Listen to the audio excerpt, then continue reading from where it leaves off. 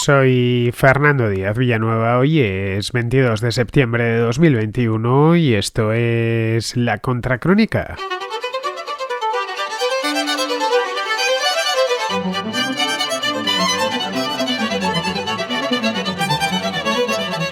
La Autoridad de la Vivienda China notificó la semana pasada a los principales bancos del país que Evergrande Group, la empresa inmobiliaria más grande del país y también la más endeudada del mundo, no podrá pagar los intereses de un préstamo que vencía hace 2 días, el 20 de septiembre exactamente. La deuda total de la compañía es elevadísima, de casi 300.000 millones de euros al cambio. La apurada situación de este gigante ha creado un pánico generalizado en todo el mundo, pero especialmente en los mercados financieros globales, que temen la caída de Evergrande y que eso aboque a una desaceleración económica mundial. Las principales bolsas de valores del mundo bajaron al unísono durante esta semana, especialmente hace un par de días a principios de semana, ante el temor de impago. El sector inmobiliario de China es con diferencia el más importante del país, más aún que la industria manufacturera, y aporta aproximadamente un 15% del PIB, por lo que algunos analistas creen que la quiebra de Evergrande podría arrastrar a toda la economía, como sucedió allá por el año 2008 con Lehman Brothers. A principios de septiembre, la agencia de calificación crediticia Fitch rebajó la valoración de Evergrande y de sus filiales al nivel de muy alto riesgo de impago. La empresa debe pagar este jueves intereses por valor de $84 millones, más otros 47 millones la próxima semana. Las probabilidades de incumplir, la verdad es que son altas, ya que anda muy escasa de liquidez. Las ventas de vivienda se han reducido sensiblemente en China y no está liquidando activos al ritmo adecuado. Su quiebra desordenada puede ocasionar un desajuste importante dentro de la economía china, aunque es dudoso que ese desajuste se extienda a toda la economía mundial, porque los que están expuestos a su quiebra son básicamente chinos. La empresa, de cualquier modo, emplea muchísima gente, emplea a 200.000 personas de forma directa y a otros tantos de forma indirecta.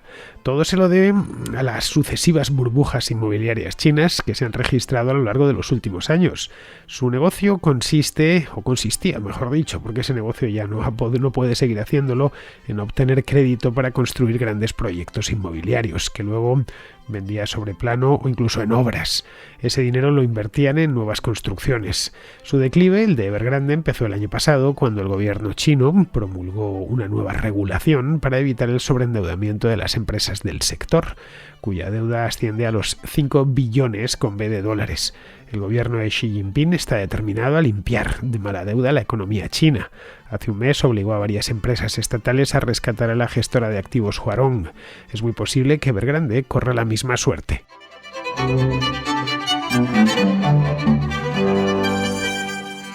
A poco que uno siga la actualidad de lo que sucede en China, incluso a través de la prensa oficial, es decir, del China Daily, del Diario del Pueblo, que está en español, una de las cosas en las que caes sin apenas esfuerzo es en que el país está lleno de estafados. A lo largo de los últimos años, millones de personas han sido engañadas por todo tipo de caraduras y aprovechados, por prestamistas online o por compañías de inversión que luego quiebran o desaparecen y claro, no hay manera de dar con ellas, y o por lo menos con sus responsables, y eso ocasiona protestas, no muchas, o no muy grandes mejor dicho, pero sí muchas al menos, localizadas en las distintas ciudades. Los afectados se suelen manifestar delante de las oficinas de estas empresas, pues a las que se manifiestan allí con unas pancartas pegando gritos y les acusan de haberles estafado. Suelen ocupar, y esto supongo que habréis visto fotografías o vídeos, algunos se distribuyen por las redes sociales, suelen ocupar los vestíbulos de los rascacielos y de los edificios de oficinas, y la prensa se hace eco del suceso. En China, siempre y cuando la cosa no escale mucho, se hace eco del suceso, generalmente con un breve en páginas interiores. Por lo general se trata de pequeñas empresas, pequeños aprovechados que a través de Internet generalmente montan este tipo de timos, porque en la mayor parte de los casos son timos o son directamente préstamos online con intereses altísimos que luego pues los que han pedido no pueden devolver. Sin embargo, es bastante raro que los manifestantes se dirijan a empresas conocidas, o por lo menos conocidas más allá de China. y más raro aún que surjan protestas conectadas en todo el país. Las protestas suelen darse en una ciudad concreta. La mayor parte de las ciudades de China no conocemos su nombre, tenemos que leerlo varias veces además porque son difíciles de pronunciar, pero son ciudades gigantescas, mucho más grandes que las europeas. Cualquier ciudad de nombre desconocido, recordemos el caso de Wuhan, por ejemplo, hasta el coronavirus apenas se había oído hablar de esta ciudad y luego uno descubre pues que son ciudades de 7, de 8, de 9 millones de habitantes. Bien, pues lo normal es que suele ser en estas ciudades sueltas, aparece un problema, una manifestación y el asunto luego pues desaparece, pero no es habitual que estén conectadas. Pues bien, esto mismo es lo que ha convertido a Evergrande, que es la principal promotora inmobiliaria del país, que se encuentra al borde de la quiebra, en el centro de atención primero nacional. Todo esto empezó obviamente en China y luego mundial durante la última semana y media.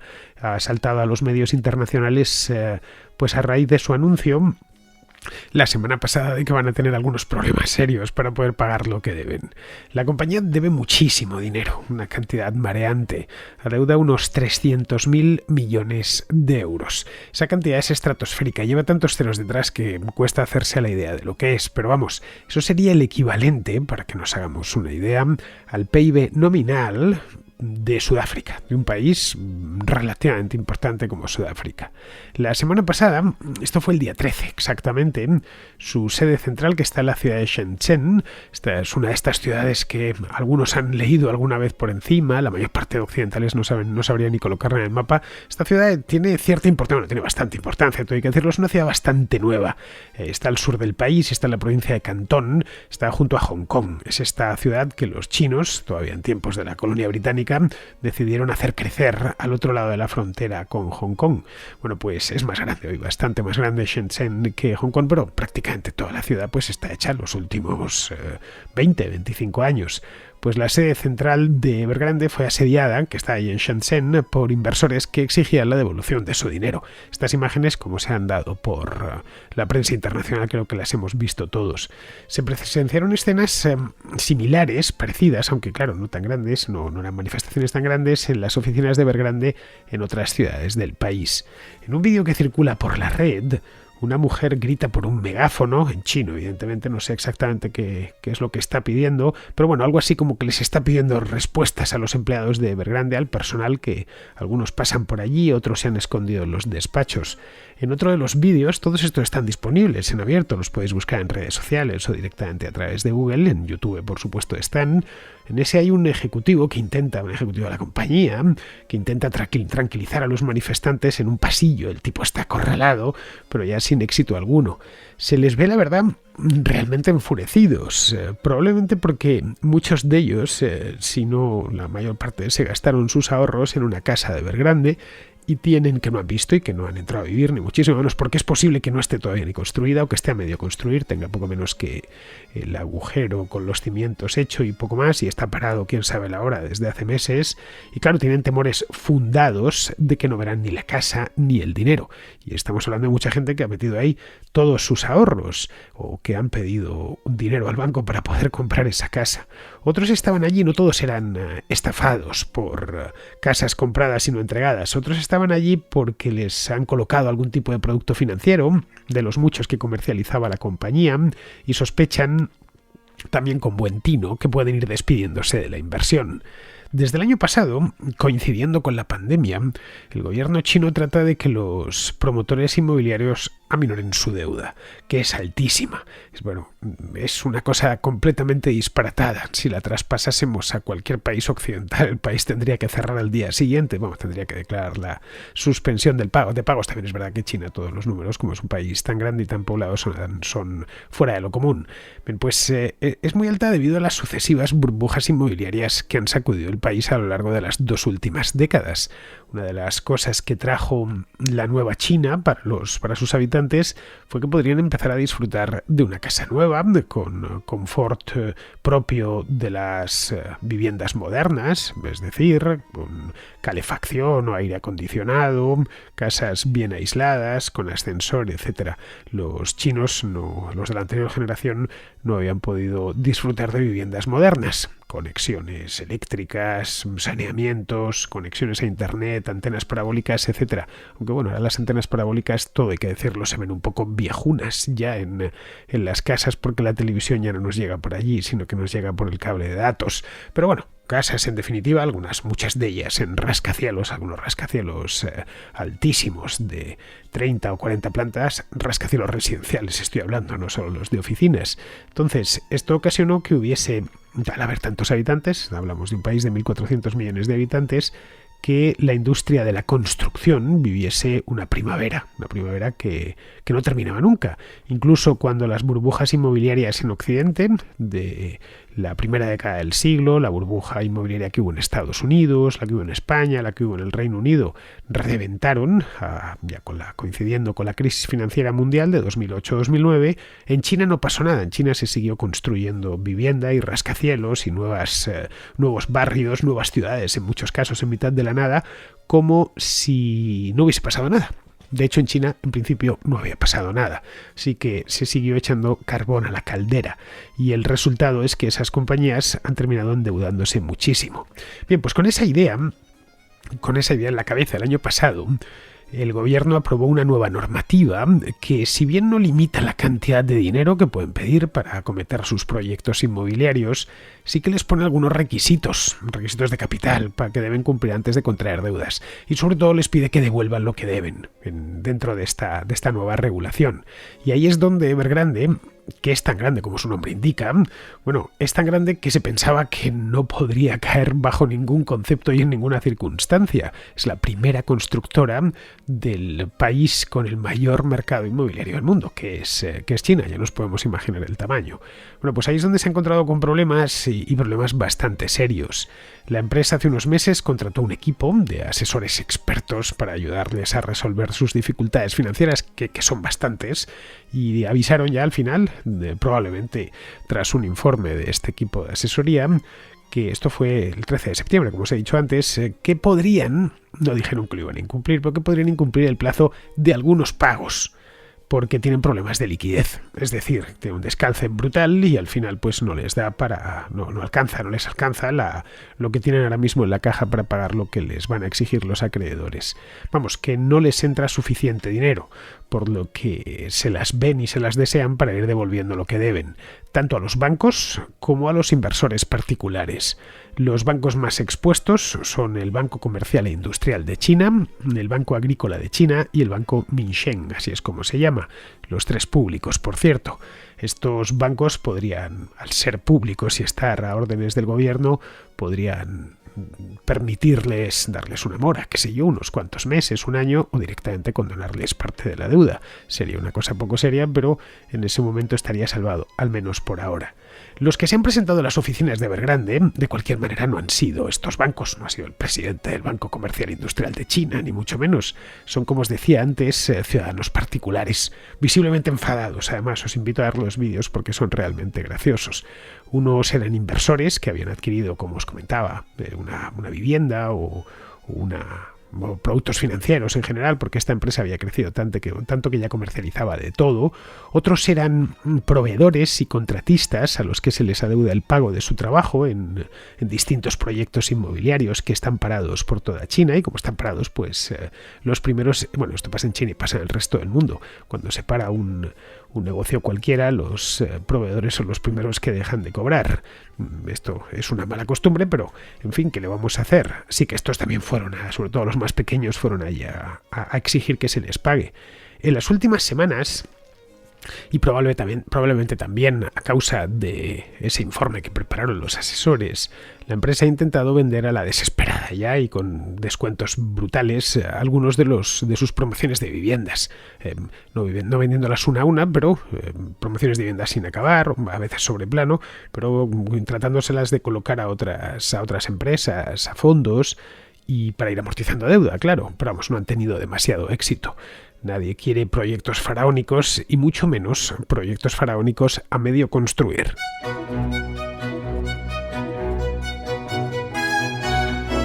Pero de entre los damnificados, el grupo más numeroso es el de los que se han comprado una vivienda y son los que al final pues nos han dado que hablar a todos. Los que se han comprado una vivienda la han pagado y temen no recibirla nunca, por lo que se quedarían sin la casa y sin el dinero que han pagado por ella. Es decir, se quedarían en la calle y completamente arruinados. El mercado inmobiliario de China ha estado tan caliente durante tantos años que bueno, como en España, durante la burbuja inmobiliaria, los que somos españoles la recordamos bien, porque a fin de cuentas pues han pasado solo 10 o 12 años, muchas viviendas se compraban sobre plano, bastantes, muchísimas se compraban sobre plano o cuando se encontraban en obras. Hay aquí un dato que es muy revelador.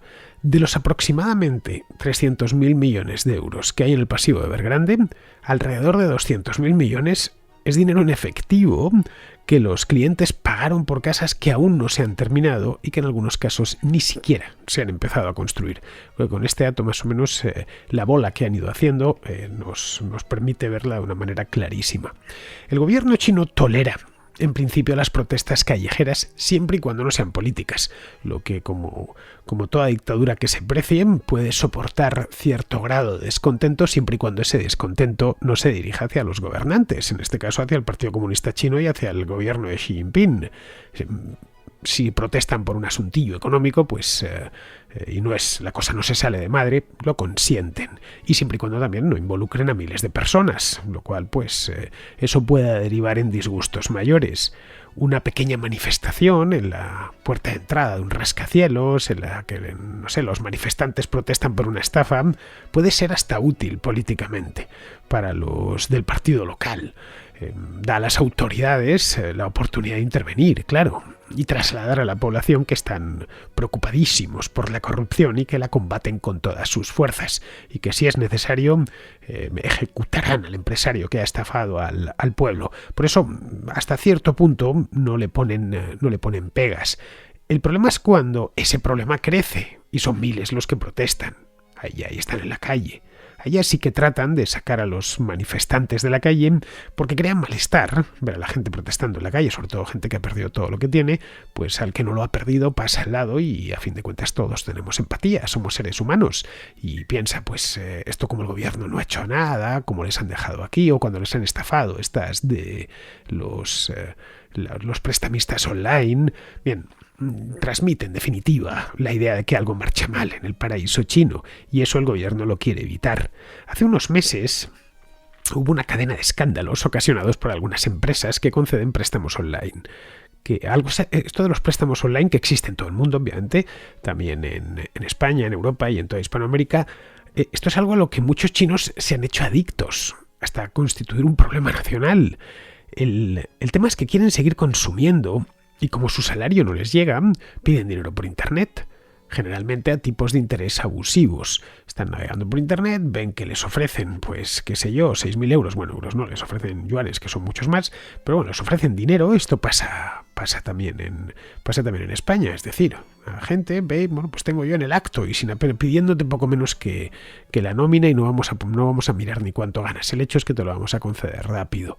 Bien, cuando se produjo aquel escándalo que tuvo como epicentro la ciudad de Hangzhou, esto está a unos 200 kilómetros al sur de Shanghái, el gobierno local, al final, después de ver que las protestas crecían y crecían, porque había sido aquello una cosa masiva, pues el gobierno local se vio obligado a habilitar un estadio de fútbol para que los agraviados expusiesen sus quejas de estas empresas y las expusiesen a las autoridades y a las propias empresas las hicieron comparecer allí.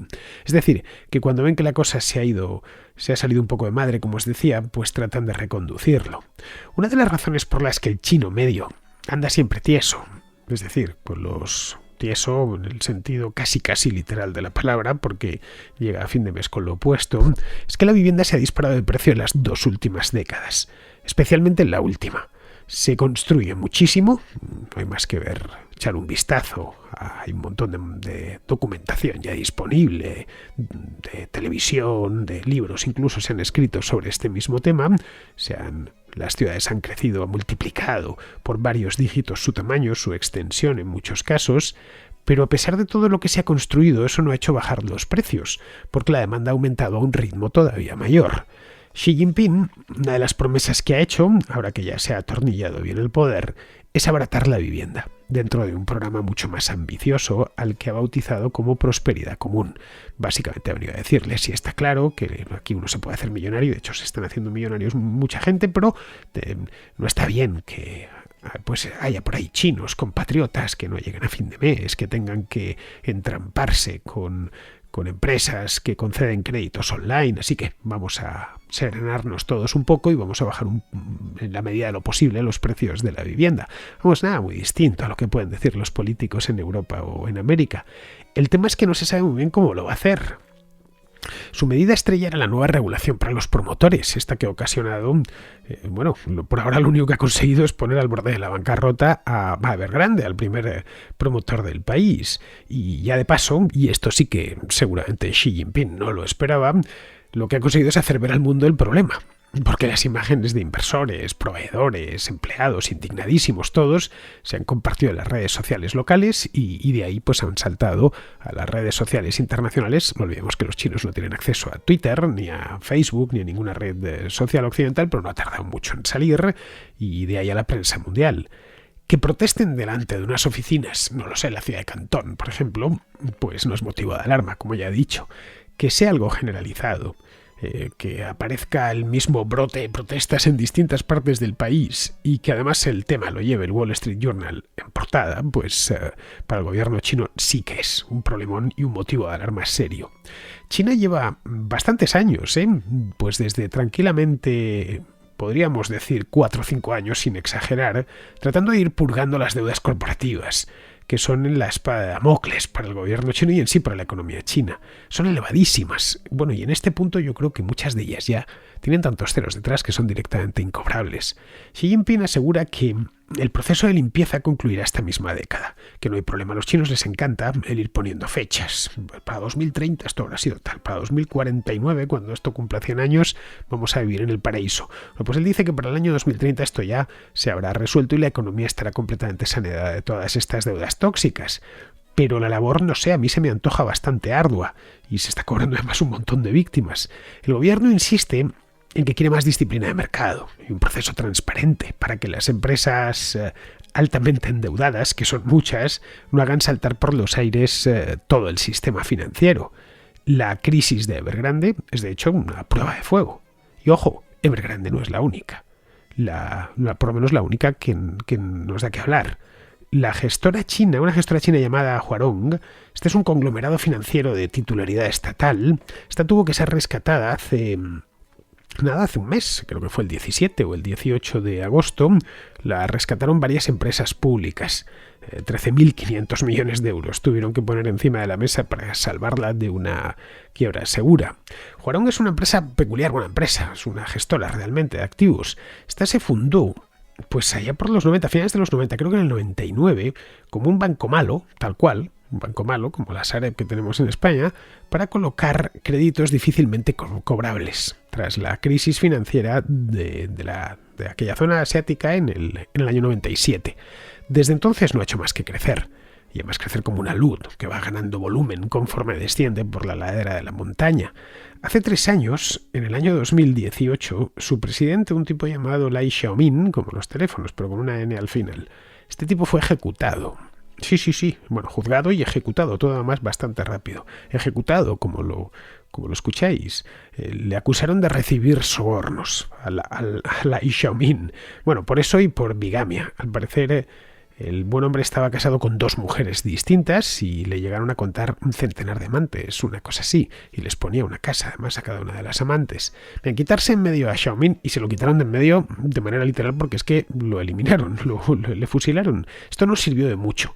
El mes pasado Huarong hizo público sus resultados y eran pésimos. Habían perdido 16.000 millones de dólares solo en el año 2020 y deben 240.000 millones de dólares. Entre ambos, entre Huarong y Evergrande, suman un pasivo de aproximadamente $500 millones con B de dólares. Los casos de Huarong y de Evergrande, que bueno, por su tamaño han terminado trascendiendo hasta Occidente, son quizá la punta del iceberg de un problema mucho mayor. Y vemos solo la parte de arriba. Nos viene a decir que en la economía china imperan los tejemanejes políticos sistemáticos y la improvisación, y no tanto el Estado de Derecho y las fuerzas del mercado. Los niveles de deuda de China son asombrosamente altos. el sector privado no financiero debía el equivalente al 220% del PIB a finales de 2020. La mayor parte corresponde a empresas. En comparación, la deuda privada no financiera en Estados Unidos es de aproximadamente el 150% del PIB, de una cantidad sensiblemente menor. El gobierno chino, quiere que los tribunales se involucren en las reestructuraciones de deuda, como ya hacen en Occidente, en Estados Unidos, por ejemplo, a través del procedimiento del capítulo 11. Pero eso en China va a costar, porque nadie quiere dar malas noticias al partido y a quien gobierna. Así que siguen dando hilo a la cometa. Los bancos chinos se deshacen en elogios, o mejor dicho, los presidentes de los bancos chinos, que se deshacen en elogios cada vez que habla Xi Jinping, pero son mucho más renuentes a confesar en público la cantidad de préstamos que son incobrables, que no pueden cobrar y que saben que no van a cobrar. Por ahora, pues siguen echando tierra a paletadas encima del problema. No lo solucionan, pero al menos lo ocultan temporalmente. Todo con tal de no perturbar el sueño chino que vende Xi Jinping a todas horas por televisión. Lo de Evergrande posiblemente acabe como lo de Huarong hace un mes. Sus acreedores, como he dicho antes, son casi todos chinos, así que en lugar de arriesgarse a que se enfaden si quiebra la empresa y se quedan sin casa o sin cobrar lo que se les debe, es posible que el gobierno encuentre un caballero blanco que acuda al rescate y ponga a salvo el negocio principal de la empresa, que es el de la promoción de viviendas. Así ganarán tiempo y huirán de nuevo hacia adelante. Pero aplazar o ignorar un problema no es resolverlo, es hacerlo incluso mayor. China se ha inspirado en Occidente para crecer de forma prodigiosa durante los últimos 40 años. Ha aprendido mucho de los éxitos. También debería hacerlo de los fracasos.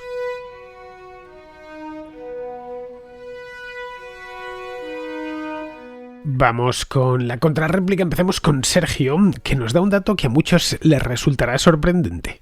Buenas, Fernando, ¿qué tal? Mira, hoy te propongo un ejercicio psicológico, por así decirlo. Y es que te pregunto a ti y a todos los escuchas, en España, por lo menos los que sean españoles o que vivan en España, sobre todo que vivan en España realmente, ¿cuánto en porcentaje creen que son las mujeres que han recibido violencia tanto psicológica como física en un año? O sea, ¿cuál es el porcentaje de mujeres? Propongo esto como ejercicio. Y ahora procedo a dar la cifra exacta, que todo el mundo lo piense. Esto lo digo porque con todo el bombardeo de información que hay a día de hoy, con manadas y cosas así, que por supuesto cuando ocurren es terrible y yo estoy a favor de que eso se penalice el máximo, pues es como una constante, ¿no? en la televisión, en los medios, y al final parece que eso es más probable de lo que realmente es. Bueno, la cifra, según Our World in Data, que te paso el enlace ahora, es de 2,6% de mujeres. Yo cuando se lo pasé a mis amigos, pues esta misma pregunta se la hice a mis amigos, amigos y amigas y amigues, pues todo el mundo decía alrededor de 20, 25%, 40%. Por supuesto, esto es una cifra que es la cifra oficial, ¿no? Por supuesto, va a ser una cifra mucho mayor, porque hay un montón de mujeres que no acaban denunciando, pero 2,6%, ¿eh? O sea, no sé, me parece que como poco hay que tenerlo en cuenta. Y me parece muy curioso. Nada, Fernando, yo supongo que tú te habrás acercado al porcentaje porque tú estás bastante bien informado, pero bueno, el interés era más bien por los otros contraescuchas. Un saludo y muchas gracias por todo. Me gustó mucho, Sergio, esto que me enviaste ayer, al punto que seleccioné el gráfico, lo capturé de una captura de pantalla y lo colgué en Twitter. Lo tenéis en mi cuenta de Twitter, en Díaz Villanueva. Pero vamos, no solo, en el caso de España, no solo es un porcentaje bajo del 2,6% de las mujeres que han experimentado violencia física o sexual por parte de su pareja. Es que es uno de los más bajos de Europa. Bueno, de hecho, solo está superado por Italia, que es el 2,2%. En Francia es el 3,5%, en el Reino Unido es el 3,6% y en Suecia el 4,8%. Así que ese mito tan ampliamente difundido de que las sociedades católicas del sur de Europa son machistas, pues es eso mismo, es un mito. Si lo comparamos con otras regiones del mundo, podemos ver dónde está el problema. En países como el Congo, el 31,9% de las mujeres encuestadas han padecido violencia por parte de su pareja. En la India es el 15,9% y en Indonesia el 7,5%. Si nos vamos a la América hispana, comprobamos que allí las mujeres padecen más violencia que en Europa, especialmente en Centroamérica, pero países como Argentina tienen una tasa como la británica, 3,7%, y otros como Uruguay incluso por debajo de la británica y de la francesa. En Uruguay es el 3,4%. Así que aquí habría que desmontar otro mito, el de que la cultura hispana es machista y violenta. Hay países violentos, como es el caso de México, pero lo son tanto para las mujeres como para los hombres. De cualquier modo, el porcentaje, aunque bajo, es siempre mejorable, claro. Lo ideal sería un 0%, pero eso es imposible porque siempre habrá un desgraciado que pegue a su mujer, así que hay que conformarse con reducirlo a la excepción estadística. En España o en Italia nos acercamos a eso y es una buena noticia. Lo que me gustaría saber es por qué se insiste tanto en la violencia contra las mujeres, tanto en política como en la prensa, casi como si fuera el único tipo de violencia que hay. No sé a ciencia cierta qué se debe, pero vamos, puedo imaginármelo, no hay que ser muy sagaz. Bien, seguimos con Miguel Ángel, que es de México y que a raíz de lo que hablábamos el otro día en la contrarréplica sobre los empleados públicos, nos cuenta lo siguiente. Buenas noches, Fernando, y a toda la audiencia de la Confracrónica. Respondiendo a la parte en la que mencionabas sobre el problema de los empleados públicos, yo mismo lo soy y yo soy propietario de mi plaza. Yo formo parte del sistema judicial, ¿verdad? En la parte del Poder Ejecutivo. Yo soy la persona que finalmente ejecuta las órdenes de los jueces y aquí viene el problema. En mi oficina, para empezar, yo soy abogado, pero hay muchas personas que ganan mi mismo sueldo, así como lo mencionabas en tu podcast, que simplemente están ahí por estar y ya está, cuando les iban a bajar el 5% del sueldo. Y es cierto, o sea, no todos los trabajos son el mismo trabajo y a mí me parece, de verdad, yo como empresario y también como empleado público, me parece una aberración que utilicen los impuestos que yo pago para luego que haya personas en el sistema público que no pueden ser despedidas porque son propietarias de su cargo, simplemente estando ahí, personas que a veces van a trabajar, a veces trabajan, van ahí, ni siquiera trabajan. Hay 5 personas en mi oficina que se dedican a supuestamente sacar copias y nadie saca copias. Es que ni siquiera asisten. Me parece una cosa de verdad absurda y un abuso desmedido en contra del contribuyente, que yo también soy. No sé, de verdad, voy a dejar ese empleo dentro de nada. Me parece parasitante. Muchas gracias por tu programa. En Argentina eso lo llaman ñoqui, Miguel Ángel. Es una palabra buenísima, que define a la perfección lo que son. Es gente colocada ahí por afinidad política para crear una clientela fiel al partido o al político que les ha puesto ahí. Otras veces ni siquiera eso, ¿eh? Simplemente se inflan las plantillas públicas con la idea de reducir la tasa de desempleo. La cuestión es que al final no son necesarios, pero cuestan dinero todos los meses que hay que sacar del bolsillo del contribuyente, bueno, y también del bolsillo de sus compañeros. Se podría remunerar mucho mejor a los que sí hacen falta si no estuviesen ahí los que no hacen falta. Bien, seguimos con Nicolás, que es de Bolivia, que ha escuchado el contracorte que hice el otro día sobre el origen de los apellidos y nos regala un comentario. Hola Fernando, ¿cómo estás? Te mando esta nota de voz relacionado a tu programa de YouTube sobre los apellidos. Yo que viví en el mundo anglosajón, también estoy de acuerdo contigo.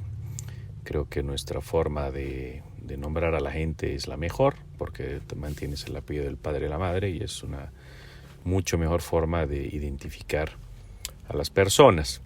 Algo que es curioso, que pasa a gente que va allá, que va a Estados Unidos, es que a veces no se dan cuenta de cómo nombran los gringos y pierden el apellido. El apellido se vuelve el segundo nombre y el nombre de la madre se convierte en el primer apellido. He tenido muchos amigos que les pasaba eso. Otra cosa que es curiosa, cómo se sigue manteniendo el hecho de que la mujer adopta el apellido del marido. Algo que acá en mi país se hacía antes, yo lo que me acuerdo es que las señoras se ponían el D, entonces era, qué sé yo, Menganita Martínez de Trigo, digamos, ¿no? O a veces sí agarraban el apellido del marido, pero lo han dejado de hacer y bueno, me parece excelente que ya no lo hagan, porque al final de cuentas la persona, no porque se haya casado, va a perder su apellido, va a ser quien es. Algo que no ocurría allá, yo tenía charlas a veces con amigos norteamericanos que ellos mismos me decían, no, si mi mujer no toma el apellido, yo no me caso.